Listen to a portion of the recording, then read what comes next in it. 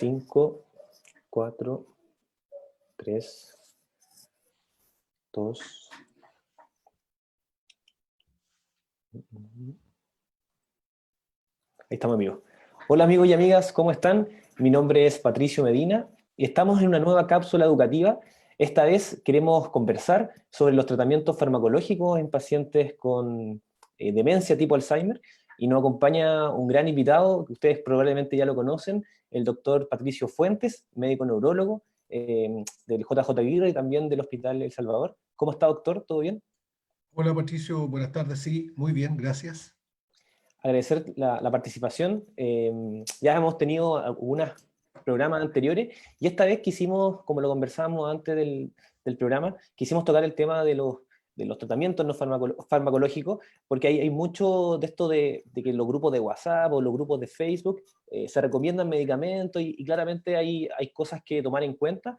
Y para partir, hacer una pregunta ya como entrando en materia: ¿cuándo una persona o un cuidador tenga una sospecha de que su familiar o el mismo, por ejemplo, un adulto mayor, siente una sospecha que está experimentando algún síntoma de la enfermedad Alzheimer? ¿Qué debería hacer? Ya sea el cuidador que sospecha de su familiar o la misma persona que quizás puede tener alguna sospecha, algún síntoma. ¿Qué debería hacer? ¿Dónde debe recurrir? Claro. Bueno, hay que, primero que nada, entender de que el proceso de adquirir una demencia, y donde la principal causa es la enfermedad de Alzheimer, es un proceso dinámico en el tiempo que tiene una larga evolución. Se inicia en algún momento de la vida y como el inicio suele ser muy sutil, muy incipiente, muy disimulado, es muy frecuente que las personas se quejen de algunos cambios menores, pero que son completamente atribuibles al envejecimiento normal. Eso es lo primero. O sea, no todo Claro. trastorno de memoria, no toda dificultad en la orientación, no toda vacilación al tomar una decisión significa que uno está iniciando una demencia. Pero en general, cuando uno habla de este continuo entre lo que es el envejecimiento cognitivo normal y la demencia, uno pasa por tres etapas. Una etapa que se llama etapa preclínica, que desde el punto de vista clínico hoy día se reconoce como la queja cognitiva subjetiva, es decir, las personas se quejan de que algo les está ocurriendo, están preocupados, pero nadie más se ha percatado, ni sus pares en el trabajo, ni los miembros de su familia. Esa persona, que puede ser una persona que tiene 55, 60 años, y que cree que le está ocurriendo algo fuera de lo normal, obviamente tiene que ser evaluado. Bueno, y los médicos que evalúan problemas de este tipo son variados de acuerdo a las circunstancias, a los recursos, al medio donde uno se desenvuelve. Por supuesto, puede haber un médico integral, un médico general o un médico de familia que tengan una capacitación y es capaz de estudiar a ese paciente. Pero en general, los especialistas que son como de primer contacto cuando uno tiene una queja cognitiva, habitualmente es el médico neurólogo o el geriatra. De tal modo que si yo estoy teniendo una preocupación con respecto a mi rendimiento intelectual, aunque el resto no esté de acuerdo en lo que yo estoy observando, no ratifica los hechos, yo en realidad debiera consultar con un especialista para ser sometido a un estudio diagnóstico que puede ser superficial, simple o uno más complejo de acuerdo a las circunstancias. Ahora, cuando mis problemas de memoria, de orientación, de lenguaje, etcétera, son mucho más evidentes y sí los detectan mis pares en el trabajo, mi familia, bueno, evidentemente, aunque el paciente o el sujeto o el individuo que está siendo afectado no lo reconozca ni quiera, como muchas veces pasa, tiene que acudir, ¿no es cierto?, a un centro médico donde haya una clínica de memoria, donde haya especialistas para ser evaluado. Porque mientras la intervención es más temprana, existen más posibilidades exitosas de implementar estrategias que puedan ayudar en la trayectoria de la enfermedad. Claro. Qué importante entonces es el tiempo de poder detectarlo. O sea, mientras antes se pueda detectar es muy importante. Y me acordaba a propósito de un programa de la semana anterior, donde el caso de los hombres mayores son bien reacios a ir al médico. Entonces, es probable que la enfermedad la detecten muy, muy avanzada. Entonces, qué importante hacer hincapié en eso. Doctor, Hoy siempre día, se... perdona, hoy día se Bueno, considera que la evaluación mental, cognitiva de la memoria es como un signo vital más, tal como la gente va a la consulta Claro, médica y se toma la presión o la temperatura o la frecuencia respiratoria, debería aceptar que le hicieran algunas preguntas con respecto a la memoria. Así claro, funciona hoy día. sí. Es importante verlo también desde el punto de vista de esa forma, o sea, es como un signo vital más, o sea, qué interesante eso. Exactamente. Sí. Doctor, yo quería hacerle una pregunta con respecto a que siempre se ha dicho que la enfermedad de Alzheimer no tiene cura, que existen, siempre dice que es degenerativa y al parecer con el tiempo vamos viendo tratamientos. Preguntarle, ¿existen tratamientos curativos o paliativos y cuáles serían esos? Claro. Bueno, lo que pasa es que la enfermedad de Alzheimer es una enfermedad que se define como neurodegenerativa.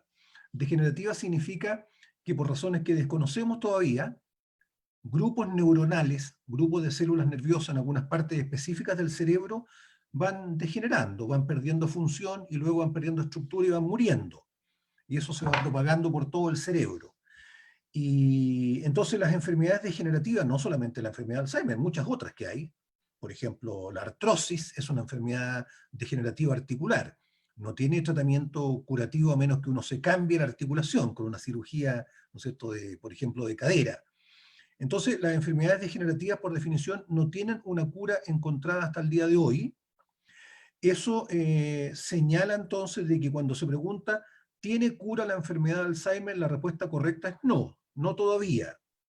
Sin embargo, eso no significa que no tenga tratamiento, que es una cuestión distinta, porque hay tratamientos de diverso tipo, tal como tú mencionabas, puede ser un tratamiento sintomático, un tratamiento paliativo, que de alguna forma mitigue, atenúe la sintomatología.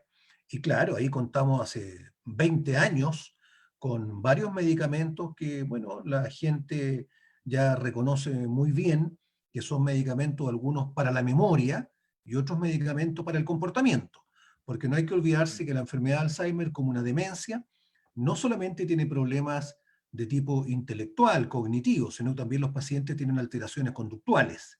Entonces hay medicamentos, yo diría que aceptablemente eficaces tanto para los problemas cognitivos como para los problemas comportamentales.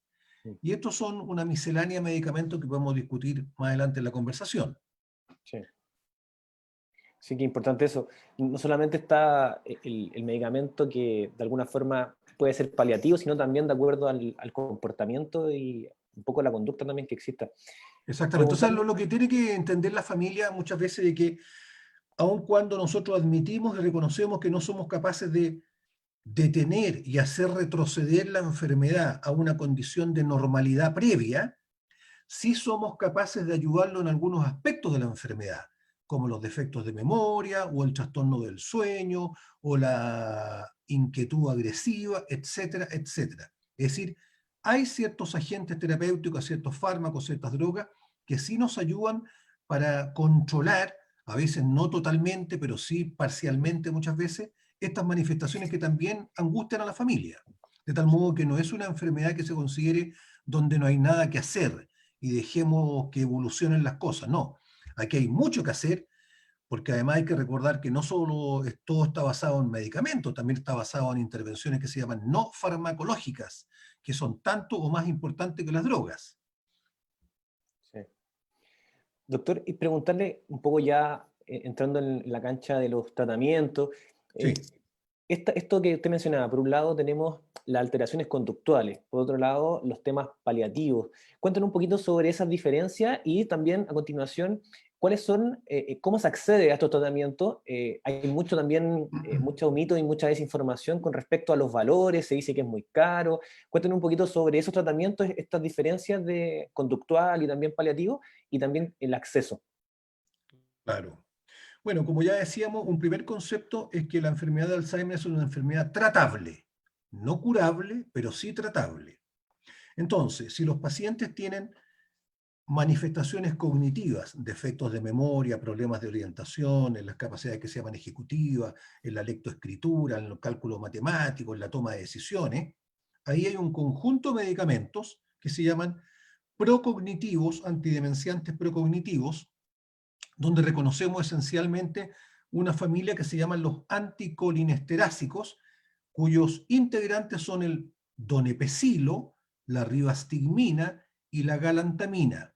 Cada uno de ellos con una multiplicidad de sinónimos, de nombres de fantasía que, bueno, la mayoría de las personas, digamos, reconocen.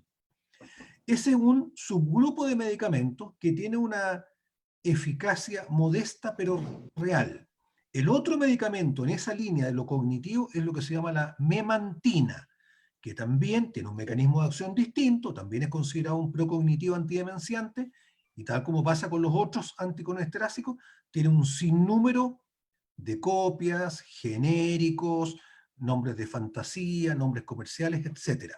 Estos medicamentos, tanto los anticolesterásicos como la memantina, están disponibles en Chile hace muchos años en diferentes farmacias, en la Liga Chilena contra la Epilepsia, en las farmacias de las cadenas privadas que todo el mundo conoce, y hoy día ampliamente en las farmacias populares. Y también están dentro de las prestaciones médicas en cuanto a medicamentos que otorga el plan GES, AUGE. O sea, no hay problema de acceso, pero claro, cuando tú preguntas cuál es el valor, bueno, dependiendo de la tecla que uno tome. Si uno va a tocar la tecla de la farmacia privada, uno se va a encontrar que el medicamento original, por ejemplo, de la memantina o la rivastigmina, es sumamente caro. Puede costar 80.000 pesos. Pero no hay que olvidar que cada una de las cadenas de farmacia tiene días especiales, tienen convenios especiales, hay descuentos por una razón u otra. Y en esto yo siempre aconsejo que las personas vayan consultando en más de una farmacia en días distintos porque los precios varían en forma enorme. Además está el acceso, como decía yo, a las farmacias populares que han estado incorporando una serie de municipios a lo largo del país. Si la persona logra ingresar al plan GES, que yo diría que está funcionando solamente de manera mediocre, regular, justo cuando comenzó el plan GES para Alzheimer y otras demencias, se produjo el estallido social y a continuación la pandemia, de tal modo que ahí el Ministerio de Salud se resintió por razones obvias, y la verdad es que la bajada del plan ha sido dificultosa y no es tan fácil el acceso. Pero si alguien logra entrar a este programa, ¿no es cierto?, GES, y es beneficiario de las prestaciones, también se le va a entregar ahí, por ejemplo, los medicamentos antidemenciantes que mencionaba yo, como donepezilo o memantina.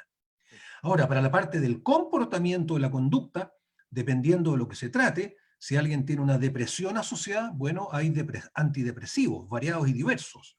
Si alguien tiene fenómenos psicóticos, alucinación, ideas delirantes, están los medicamentos que se llaman neurolépticos o antipsicóticos.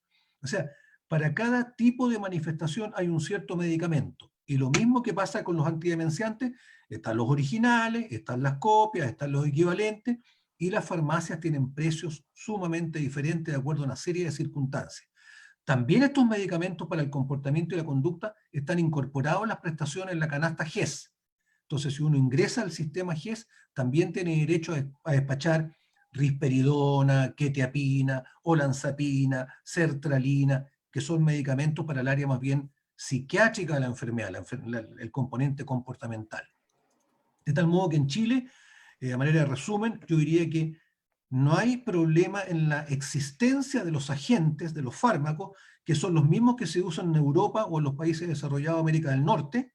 Tenemos aquí en Chile esos productos, pero los accesos son distintos de acuerdo, ¿no es cierto?, a la condición socioeconómica y a los recursos de red que tenga cada familia o cada paciente. Sí.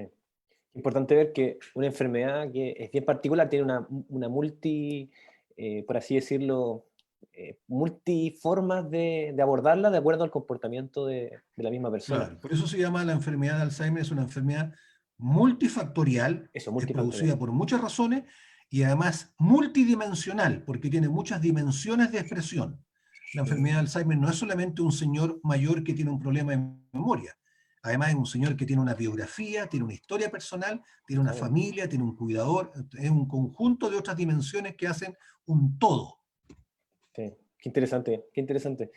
Bueno, estamos con el doctor Patricio Fuentes, estamos muy contentos de tenerlo acá y vamos ya a ir en el bloque final antes de las preguntas del público, invitarlo a hacer sus consultas. Estamos transmitiendo para La Voz de Maipú en conjunto con la Fundación León de Tucumán, Argentina. Hartos saludos, doctor, así que ahí lo vamos a estar leyendo. Y quiero hacer una pregunta con respecto a hartos mitos, con respecto a la forma de tratarlo, específicamente estas llamadas temas, por así decirlo, más no convencional. Hemos escuchado harto en el último tiempo que la hierba de San Juan, la melisa, la melatonina, el biloba, que son medicamentos que al parecer sirven, pero cada día sale más medicamentos en el mercado llamados fitoterapéuticos para la enfermedad de Alzheimer. ¿Qué tan cierto es esto, doctor? Y si son efectivos para la enfermedad, ¿se recomiendan? ¿Tienen algunos efectos contradictorios o contraproducentes? Bueno, todos esos agentes que tú nombraste son los así considerados fitofármacos, ¿ah? Que son de origen vegetal. Sí. Bueno, estos agentes, estos medicamentos, estos fármacos, estos fitofármacos, en realidad, en general, no están recomendados en la enfermedad de Alzheimer porque no tienen evidencia científica suficiente de utilidad. El problema con estas sustancias, por ejemplo, ya con el ginkgo biloba, o con valeriana, o con pasiflora, con el mismo, ¿cierto?, Hipericum perforatum, que es la hierba de San Juan, es que un producto vegetal tiene muchos principios activos. No hay un principio activo único. Si uno disuelve una hoja de una planta, dentro estructuralmente de esa hoja de planta hay una cantidad enorme de principios activos que tienen mecanismos químicos distintos. Entonces cuesta identificar cuál de esos principios activos es el que está produciendo tal o cual efecto. Esa es una primera dificultad que tienen los medicamentos de origen vegetal. Ahora, si la pregunta es, ¿pero producen algún efecto? Por supuesto, los vegetales producen efecto, de eso no cabe ninguna duda. Pero para que una sustancia se comporte como un medicamento y sea aprobada por los organismos reguladores, en Estados Unidos la FDA, en Europa la EMA o EMEA, en Chile el ISP, se debe exigir un tránsito por una serie de etapas que son muy exigentes, en que hay estudios en cultivos celulares, después en modelos animales, y después están las fases clínicas en humanos. Entonces, un periodo de elaboración de un producto es muy costoso y muy largo en la evolución, y tienen que ir pasando una serie de barreras que son muy exigentes. Cuando se han sometido estas sustancias a ese mismo formato de valoración de su utilidad, estas sustancias no han logrado demostrar utilidad como tiene, por ejemplo, la memantina o el donepezil o la rivastigmina. Entonces, se ha insistido durante mucho tiempo tratando de usar este tipo de medicamentos, de agentes, y cuando han sido sometidos a estas pruebas de valoración y de respaldo científico como exige hoy día la norma técnica, la verdad es que no han logrado llegar a la meta final, de tal modo que se considera que tienen una validez insuficiente como para ser aprobados formalmente en el uso, ¿no es cierto?, que la gente muchas veces le pretende dar. Ahora, si me pregunta a mí, pero claro, hay un caso anecdótico de una persona que dice que toma valeriana en la noche y le produce un poco de sedación y logra dormir. No, si eso es cierto, porque las sustancias vegetales tienen principios activos, pero una cuestión distinta es que uno reconozca en forma muy precisa cuáles son los alcances de ese impacto farmacológico que tiene esta sustancia. Cuando yo estoy prescribiendo un remedio determinado, aspirina, por ejemplo, sé exactamente cómo se absorbe la aspirina, cómo transita, dónde llega, con qué receptor interactúa, cuáles son las contraindicaciones, cuáles son los antagonismos, los sinergismos, cuál es el tiempo, duración, conozco todo eso. Y sé que va a producir tales o cuales efectos porque eso ya fue medido de manera formal. Eso no es posible hacerlo con sustancias como ginkgo biloba o hierba de San Juan, por ejemplo. Sí. Qué importante eso, un poco lo que conversábamos antes. Hay hartas recomendaciones entre los mismos familiares cuando existe una persona que tiene demencia tipo Alzheimer, pero hay que tomar los resguardos porque, claro, no, en este caso no hay evidencia científica. Doctor, preguntarle, ya para ir finalizando y entrando en las preguntas del público, estamos en cuarentena, estamos confinados todavía, al parecer vamos a comenzar este proceso de desconfinamiento, pero todavía existe mucho adulto mayor que vive solo y muchos familiares que viven con un adulto mayor que pueda tener demencia tipo Alzheimer. ¿Hay una indicación especial que los cuidadores deberían hacer con sus familiares con Alzheimer en cuarentena? Un poco tomando en cuenta que ya han sido varios meses, pero en esta etapa ya final hemos visto el cansancio, estos multiroles de los cuidadores y en específico cuidadoras. Claro. Bueno, es evidente para todo el mundo de que justamente el grupo humano que ha sido más golpeado por la pandemia, aparte de los que han tenido crisis grave de insuficiencia respiratoria y los que han fallecido, por cierto, son justamente las personas mayores que ya tienen una fragilidad propia y además justamente las personas mayores que sufren de demencia. fondo es una vulnerabilidad doble, porque el paciente con demencia se beneficia de una serie de circunstancias, de iniciativas, de intervenciones que no tienen que ver con el confinamiento. Cuando uno encierra a un paciente con demencia en un periodo no pandemia, lo único que va a conseguir es que el paciente se deteriore, porque se va a empeorar conductualmente y no va a tener ningún beneficio en lo cognitivo. Entonces, es claro que esta población ha sufrido muchísimo más que el resto y que estamos en circunstancias completamente excepcionales e irregulares para ellos, porque el paciente necesita una rutinización de actividades y un conjunto de iniciativas de estimulación que no se pueden dar en condiciones de confinamiento donde hay muchas otras personas preocupadas por muchas otras cosas. Entonces, la pandemia del coronavirus ha desnudado una realidad bien dramática en que en realidad es bien difícil, desde lo más simple, de que el paciente, por ejemplo, obedezca las instrucciones, ¿no es cierto?, de ponerse el codo cuando estornuda o tose, de Claro. mantener cierta distancia social, de ponerse la mascarilla y de entender que no debe salir a la calle. Partimos de ahí con el primer problema porque el paciente no logra entender esa instrucción. Si ya el cuidado habitual de un paciente con demencia, una persona con demencia, es extremadamente desgastador y cansador, imagínense ustedes lo que es para ahora, para una cuidadora, incluso profesional, con capacitación, qué decir de la hija mujer, ¿no es cierto?, sola, o del cónyuge mujer que también está con cierta edad, hacerse cargo ahora de ese cuidado directo en las condiciones que tenemos ahora, en que, aparte del confinamiento, se pierden los controles médicos, porque claro, los médicos tampoco están atendiendo en forma regular, los hospitales no están abiertos en forma normal, se pierde muchas veces, ¿no es cierto?, la generación del cambio de receta, se pierde la posibilidad de hacer los exámenes que estaban recomendados, etcétera, etcétera.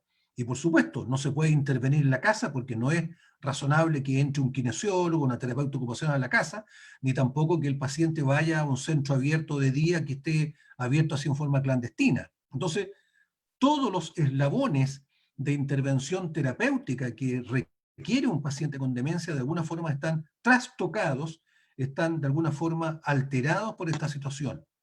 Entonces, ¿cuál sería un poco mi reflexión y mi llamado? Bueno, desgraciadamente en estas circunstancias donde uno no tiene el control externo, no depende de nosotros, tenemos que tener una paciencia infinita, tratar de pedir colaboración a otros integrantes de la familia para que haya un poquito de recambio y sustitución, pero no arriesgarse a exponer a las personas mayores con demencia porque están cansados y fastidiados a hacer cosas extrañas ahora. Ayer nomás atendí a una persona que me preguntaba, que estaba muy cansada, si podía buscar de alguna forma, así irregularmente, en la cuarentena, alguna casa de reposo para ayudar ahora ya, ¿no es cierto?, hoy día mismo, a un paciente a una casa de reposo. Claro, por mucho que eso pueda ser una idea, entre comillas, razonable por la exasperación del cansancio, en las circunstancias actuales es poco razonable.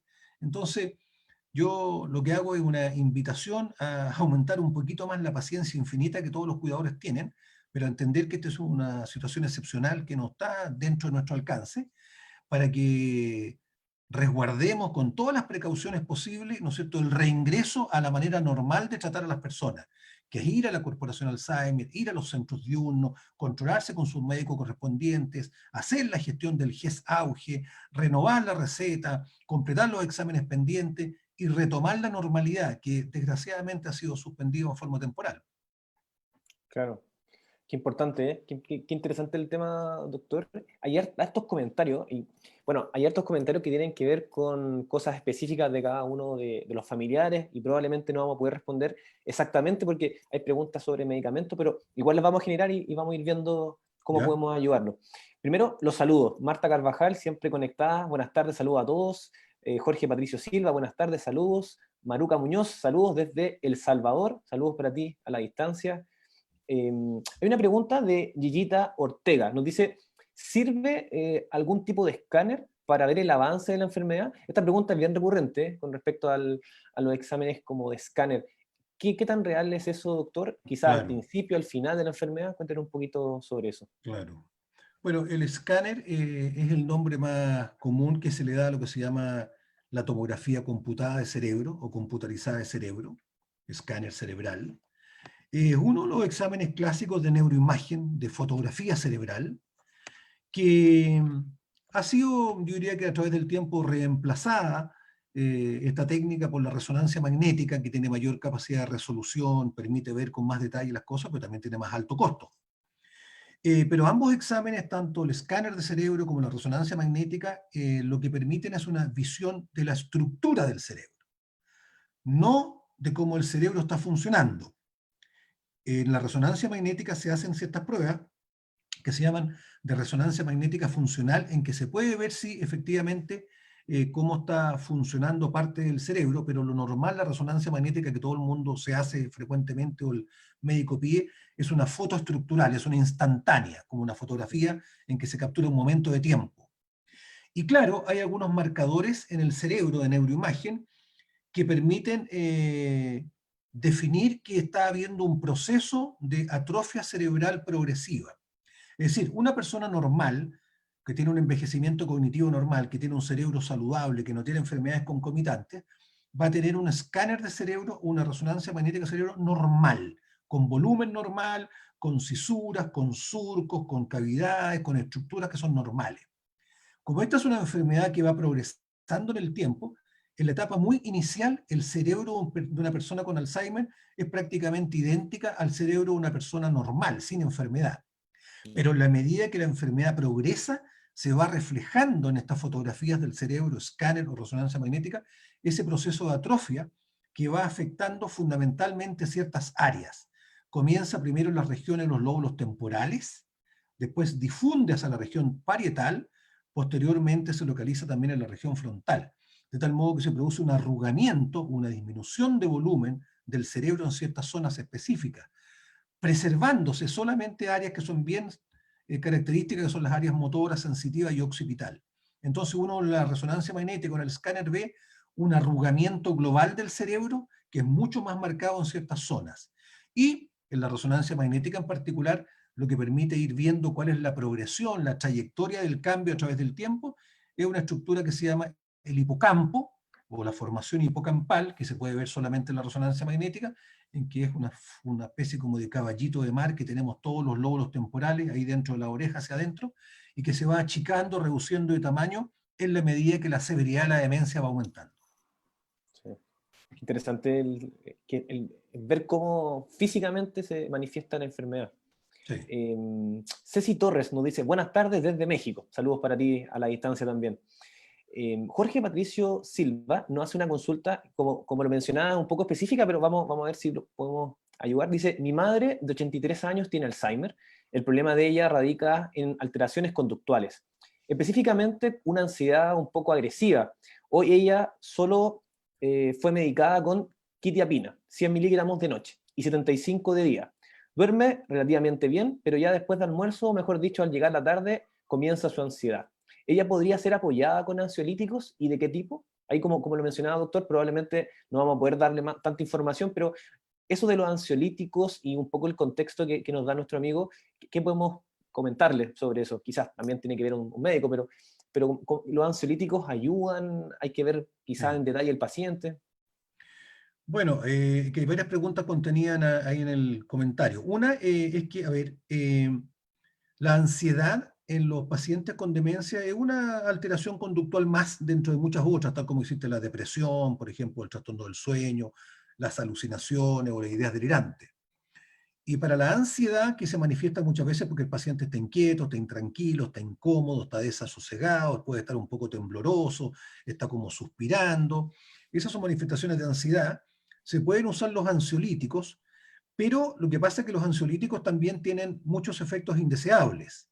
Los ansiolíticos, todo el mundo recordará, son aquellos que terminan en PAM, por ejemplo, lorazepam, clonazepam, clotiazepam. Estos medicamentos son muy eficaces para controlar la ansiedad, también producen relajación muscular, un poco de sedación, de sueño, pero tienen inconvenientes las personas mayores en el sentido de que pueden incrementar, agravar la confusión mental del paciente y pueden aumentar el riesgo de caída con el riesgo implícito de fractura de cadera, es decir, de repente el remedio puede ser que la enfermedad misma, peor que la enfermedad misma. Ahora, el comentario que hacía la persona que preguntaba en relación a la tarde, bueno, es una cosa muy característica y conocida que los trastornos comportamentales se exacerban en la tarde. Eso es lo que se llama, ¿no es cierto?, la confusión vespertina o sundowning, porque la persona que tiene una demencia está conectada con cierta dificultad con la realidad ambiental, en la medida que el día está, entre comillas, despierto, pero en la medida que el día se va apagando, porque empieza a entrar, ¿no es cierto?, el crepúsculo de la noche, obviamente el paciente va tomando un poco distancia de lo que son las claves ambientales del día y se va confundiendo más. De tal modo que es bien frecuente que las personas entrando la noche se empiezan a agitar, a intranquilizar, porque la ciudad se va apagando. La realidad parece mucho más distante, más confusa. Entonces ahí lo que se recomienda es justamente encender las luces, tratar de meter un poquito más de bulla hasta que la cosa se vaya calmando. Y aquí hay que recordar una cosa bien importante. Los trastornos de comportamiento de los pacientes siempre son una manifestación un poquito distorsionada de algo que el paciente tiene o quiere. Cuando el paciente está gritando, golpeando una puerta o llorando, es porque quiere transmitir algo y muchas veces está imposibilitado, limitado por su propia dificultad cognitiva de transmitirlo. Entonces, antes de pensar inmediatamente en un fármaco, lo que hay que hacer es mirarlo de frente, a una cierta distancia, a los ojos, con mucha serenidad, no transmitiéndole ansiedad y preguntándole qué necesita, qué le pasa, cómo se le puede ayudar, pero en voz calmada, cordial, afectuosa, tranquila. Una vez que uno logra entender a veces que quizás el paciente quiere transmitir algo, uno tiene que acceder ojalá a eso a la medida de lo posible. No es bueno nunca contradecirlos, confrontarlos, retarlos, llamarle la atención. Recién ahí uno tiene la posibilidad, ¿no es cierto?, si el paciente se calma un poquito, de ofrecerle una alternativa distractiva. Eso es lo que se llama redireccionamiento y gratificación. Está enojado, perfecto, tienes razón, entró un hombre por la ventana que es un desconocido, yo me voy a hacer cargo de él, le voy a decir que se vaya, tranquila tu mamá, que espérame un segundito, lo voy a ir a echar para la calle, uno hace, ¿no es cierto?, toda la imitación, la simulación, perfecto, ya lo resolví mamá, ya no está el hombre, acompáñame acá, tomémonos un tecito con galleta y hablemos una cosa re interesante que acabo de leer en una revista. Esa es la manera. Ahora, por cierto, existen circunstancias donde ningún tipo de razonamiento es posible con un paciente que está agitado o alterado. Y ahí uno piensa en medicamentos. Y claro, los medicamentos, como yo decía hace un rato, son misceláneos, son muy diversos. Todos son de eficacia variable, tienen muchos efectos secundarios. Y cada paciente se trata en forma individual. Un medicamento A le puede hacer bien a una persona de tipo A, pero ese medicamento A no le hace bien a una persona de tipo B. Entonces hay que saber, lo que funcionó en un paciente no necesariamente funciona en otro y viceversa. Y nosotros los médicos entendemos de que de repente hay muchísimas dificultades para controlar los trastornos de comportamiento y en el fondo vamos jugando una especie como de ajedrez complejo, probando drogas con mucho cuidado, con mucha precaución para no dañar, hasta que de repente acertamos con alguna fórmula, pero no existe una clave única, mágica, milagrosa para controlar en forma instantánea las alteraciones de comportamiento de los pacientes. Sí, qué interesante ver cómo esto es realmente un mundo de posibilidades, o sea, depende de cada uno del paciente, la historia que hay detrás, qué interesante. Hay hartas preguntas, nos quedan pocos minutos, vamos a tratar de responder la mayor cantidad. Quiero juntar dos. Ceci Torres nos dice, a mi mami le damos curcumina, un antioxidante y desinflamatorio, ¿considera que puede servir? Y la quiero unir con una de Marcela Cabrera, que nos pregunta por el Excelón Parche 10 y el Eutebrol 20. ¿Le parece un buen tratamiento? Bueno, la curcumina es el ingrediente que tiene el curry, ¿no es cierto?, que le echamos nosotros a veces al arroz o a la comida Sí. originaria de la India. ¿Eh? Bueno, lo que pasa es que hay muchos principios vegetales que tienen propiedades muy interesantes en el laboratorio y efectivamente la curcumina, la cúrcuma, tiene en cultivos celulares y en modelos animales algunas acciones muy importantes desde el punto de vista, claro, antioxidante y trófica en cerebro de ratoncitos con Alzheimer. Pero hasta ahora no se ha demostrado que ese ingrediente en particular, que en el fondo funciona como un condimento en la cocina cotidiana, demuestre eficacia suficiente para controlar los síntomas clínicos de los pacientes. Y tal como existe la curcumina, existen muchas otras sustancias vegetales o principios que están en la naturaleza que tienen algunas propiedades farmacológicas muy importantes en el laboratorio, pero una cuestión distinta es que eso se traduzca en un beneficio en la clínica. Eso hay que saberlo. Con respecto al Excelón Parche, bueno, el Excelón Parche es el nombre comercial de la rivastigmina, que es uno de los medicamentos de esta familia que se llaman de los procolinérgico anticolesterásico que está en Chile. Es un muy buen medicamento en esa familia porque tiene la ventaja de ser en parche, lo que elimina la vía gastrointestinal. Estos medicamentos de esa familia con frecuencia producen náuseas, vómitos, diarrea, y el parche minimiza mucho esa reacción secundaria. Y el Eutebrol es otro nombre comercial de la memantina, y la memantina, uno de los productos que está validado para la etapa moderada severa de la enfermedad. Así que cada uno de ellos, con todos sus resguardos y según la indicación de su médico tratante, son, por supuesto, alternativas razonables. Perfecto. Doctor, las últimas dos. Hay una pregunta que se ha repetido bastante en el programa anterior también, con respecto a qué pasa con la cannabis, nos dice Teresa Silva. ¿Qué dice? Dicen que ayuda a la enfermedad y a la vez calma, se puede mezclar con medicamentos que se dan para el Alzheimer, nos pregunta. Y esta pregunta es bien recurrente y hay harto mito y me gustaría saber su opinión sobre eso. Sí. Bueno, tal como mencionaba lo que existe en realidad con respecto a la curcumina, que es otro principio vegetal, también pasa lo mismo con la cannabis, que tiene una serie de productos químicos dentro de sus hojas. Entonces, lo que más ha estudiado son los cannabinoides, ¿no es cierto?, el THC, que efectivamente en laboratorio tienen algunas propiedades farmacológicas muy interesantes. Y claramente existe una serie de estudios científicos en que se ha probado algunos subproductos de la marihuana en algún tipo de modelos, ¿no es cierto?, por ejemplo, neurodegenerativos, con algunos resultados que son bien llamativos e interesantes. Pero otra cuestión es la clínica.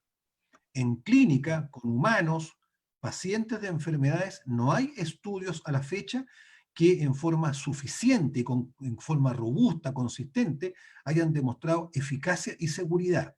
De tal modo que hoy día no es recomendable el uso de marihuana en cualquiera de sus formatos, ni en jarabes, ni aspirando, ni inyectando, para la enfermedad de Alzheimer, ni en lo cognitivo ni en lo conductual.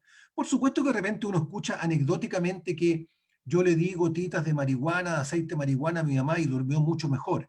Pero eso en medicina es lo que se llama el valor anecdótico. No es científicamente algo consistente, porque es una situación excepcional, aislada, que no puede generalizarse, no se puede universalizar.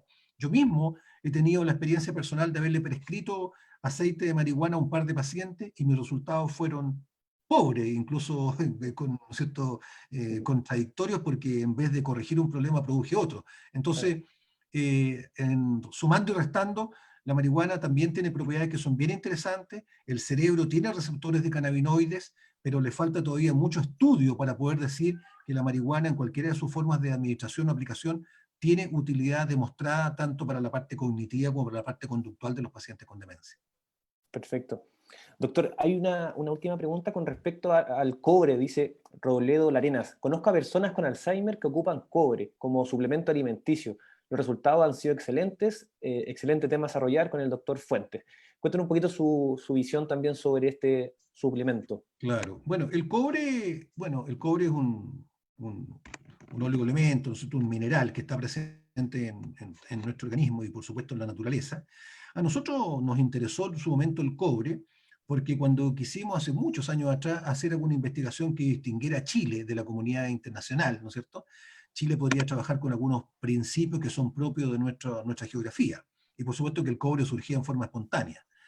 Eh, pero después de mucho analizar y la evidencia se ha ido acumulando a través del tiempo, el cobre tiene propiedades que son un poquito también contradictorias. En algunas circunstancias funciona benéficamente, en otras circunstancias produce problemas. Sabemos que, por ejemplo, el cobre hoy día se usa ampliamente como sanitizador, como antimicrobiano, por ejemplo. Pero el cobre también es una sustancia, un mineral que se oxida muy rápidamente y que puede producir radicales libres, generando lo que se llama estrés oxidativo. Así que yo sé perfectamente que hay un conjunto enorme de polivitamínicos, ¿no es cierto?, de estos complejos nutricionales que también le adicionan cobre, ¿no es cierto?, a esa fórmula, pero bueno, forma parte de los oligoelementos que son parte de los requerimientos nutritivos normales de todo ser humano. Pero de ahí a decir de que el cobre tiene propiedades que específicamente en la enfermedad de Alzheimer puedan ser, ¿no es cierto?, beneficiosas, en realidad falta mucha investigación todavía y no se podría concluir. Yo diría que, de nuevo, sumando y restando, el balance más bien apoya la posibilidad de que el cobre tenga algunas propiedades que sean más bien antagónicas a lo que uno anda buscando en el cerebro de un paciente con Alzheimer. Perfecto. Doctor, le quiero dar las gracias. Nos vamos a despedir con un comentario bien interesante sobre un seguidor suyo. Voy a leer algunos saludos antes. Saludos para Yasmín Cuadra, Robledo, Ceci, harta gente. Tenemos más de 100 conectados. Harta gente conectada. Matías Danae, Mari Johnson, Jimena Carvajal, Teresa Silva, Astrid. Les pedimos disculpas también. Probablemente no respondimos todo, porque hay harta gente conectada, doctor. De hecho, de los programas que hay más gente. Cecilia Lemoyne, Elizabeth, Noemí Medina, brillante siempre, doctor Patricio Fuentes, con orgullo y honor, expresidente del Comité Científico de Alzheimer Iberoamérica. Abrazos de sus amigos de Alzheimer Iberoamérica y felicitaciones a la Se los Corporación corresponde, Alzheimer. por favor, se los corresponde, ¿eh? Sí, Un saludos abrazo para Noemí. afectuoso a todos mis amigos latinoamericanos. Sí, mucha gente viéndonos desde allá, doctor, mucha gente lo sigue. Juvenal Antonio Ríos dice, bueno, él, seguidor suyo, dice que aún no lee su último libro, dice, ¿cómo ve la situación con el nuevo GES?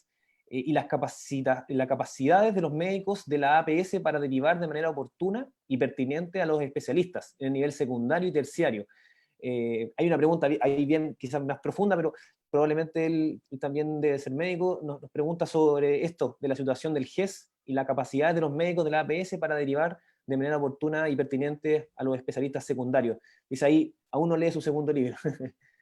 Bueno, el libro, como ustedes saben, se puede bajar en forma gratuita en Qué nuestra bueno. página, que es www.demencias.cl. Está en PDF, se puede bajar en forma gratuita y honrado que lo puedan leer. Bueno, lo que pasa es que el GIES ha tenido muchas dificultades en la implementación y se le quiso transferir, ¿no es cierto?, la potencialidad del diagnóstico a los médicos de atención primaria, porque no hay suficientes geriatras ni neurólogos en Chile para hacerse cargo de 200.000 personas con problemas, ¿no es cierto?, de demencia.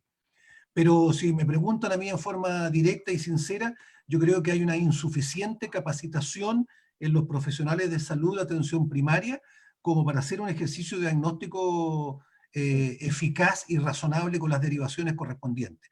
Falta todavía mucha capacitación, mucho entrenamiento para que tengamos estándares como se exige internacionalmente. Esa es la verdad. Sí. Doctor Patricio Fuentes, le quiero dar las gracias, es un orgullo de realmente tenerlo hoy día, un honor poder contar con usted, de los doctores que más conoce del tema, también muy reconocido por la gente del Alzheimer, muchos comentarios, de verdad mucha gente lo sigue. Le quiero agradecer por estar hoy día con nosotros, hablando de este importante tema de los tratamientos farmacológicos en pacientes con Alzheimer. Agradecerle también a toda la gente que se conectó, mucha gente realmente conectada en esta cápsula educativa. Y doctor, palabra al cierre ya para irnos despidiendo de nuestros amigos y amigas. Bueno, un saludo afectuoso a todas las personas que acompañan a las personas con demencia, son parte de nuestra familia, y una lucecita de esperanza. Yo no toqué ese punto porque todavía está en investigación, pero algunos de ustedes han escuchado de una droga que se llama aducanumab, que es un anticuerpo monoclonal, que ya pasó las fases, diríamos, consideradas de rigor para demostrar que tiene utilidad en limpiar el cerebro de esta toxina, ¿no es cierto?, que se llama la amiloide, y que está ahora justamente en desarrollo para ver si clínicamente demuestra lo que pasó en las primeras etapas, de tal modo que se empieza a abrir una ventanita de esperanza con respecto a drogas nuevas que tienen otra conformación farmacológica, pero que de alguna forma nos permite a nosotros cerrar este circuito de anhelo de que alguna vez podamos vivir nosotros en un mundo sin demencia. Muchas gracias por la atención. Muchas gracias a usted, doctor. Siguen llegando mensajes de felicitaciones desde El Salvador, gente que dice, doctor Fuentes, mi abuelo se atiende con usted. Hay mucha gente también saludándolo. Darle las gracias nuevamente y agradecerle también a todos los amigos que se conectaron. Nos vemos en un próximo programa ya este viernes. Vamos a estar hablando del desconfinamiento en el caso de los adultos mayores también, un tema interesante que se viene. Vamos a estar dando las indicaciones también para que se conecten, pero nos vemos este viernes en un próximo programa. Doctor Fuentes, médico neurólogo del Hospital JJ Aguirre y también el Hospital Salvador, uno de los doctores quizás más importantes de los temas de Alzheimer, así que un agrado tenerlo hoy día con usted. Nos vemos, doctor. Muchas Nos vemos a gracias, todos. un abrazo a todos, muchas gracias por la atención. Chao. Chao, chao.